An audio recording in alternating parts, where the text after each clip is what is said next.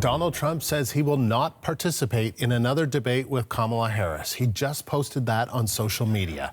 It has been 2 days since their first presidential debate. Both Kamala Harris and Donald Trump are back on the campaign trail now. Both are in key battleground states. The CBC's Chris Reyes has the details from New York. All right, here we are again. Hey, Andrew. So this afternoon, Kamala Harris will be in North Carolina. It's a very important state for the Democrats. They lost the state to Trump back in 2016 and 2020, but the Harris campaign is hoping that there's a way that she can flip that. When Obama won the state very narrowly in 2008, he did it with the support of African Americans, young people, urban and suburban voters. And so Harris is hoping to use some of that playbook. So it's no surprise that she's going to be in Charlotte, North Carolina, which is the biggest city in the state, also home to a branch of the University of North Carolina. Obama lost North Carolina in his re-election bid. I should mention that as well, Andrew, because that tells you how precarious the support is for Democrats in that state. Meanwhile, Donald Trump won North Carolina with votes from rural areas and the white working class.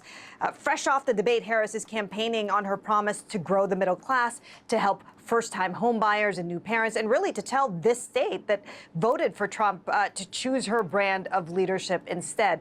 Trump, meanwhile, will head to Arizona tonight, another battleground state and a border state. So immigration is a big topic here. This is one of Trump's signature issues. He repeatedly blames Biden and Harris for the record-breaking influx of illegal migrants into the country in the last few years. He has promised to shut down the border and to mobilize mass deportation. Now, all of this just tells us, Andrew, that with some 50 days left to the election, we're going to see a lot of battleground campaigning, especially from the Harris campaign, given that she is so new to the race and has had a very limited time to convince swing voters that she's different from Biden and a viable alternative to Trump. One message that Democrats are spreading is to not get complacent, even with some of the excitement surrounding their new candidate.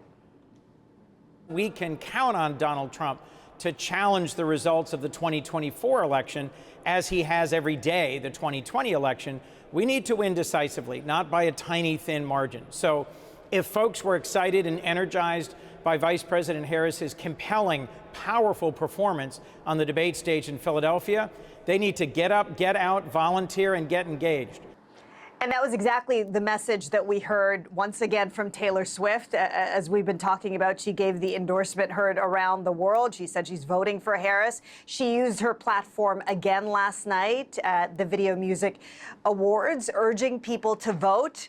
She mentioned her boyfriend, Travis, not Kamala Harris. It's a little minor detail to put out there. But she did tell her supporters and her fans to go out, to register, to make their voices heard. The CBC's Chris Reyes in New York.